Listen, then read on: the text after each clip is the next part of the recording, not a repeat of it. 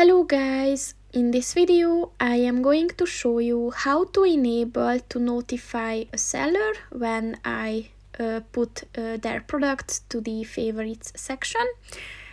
But first I just want to mention, don't forget to subscribe to my channel, because at 10,000 subscribers I am going to show you my whole YouTube revenue statistics and growth strategy, as well as how to make money online.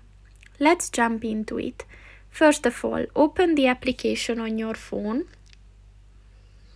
and then click on the profile button at the bottom of the page on the right, and then scroll down and click on the settings button, and then scroll down and at the privacy settings section look for the notify sellers when I favorite their items, and in order to enable it just click on the black circle next to it, and once it turns blue, this function is enabled. So that's pretty much it for this video guys. See you in the next one. Goodbye.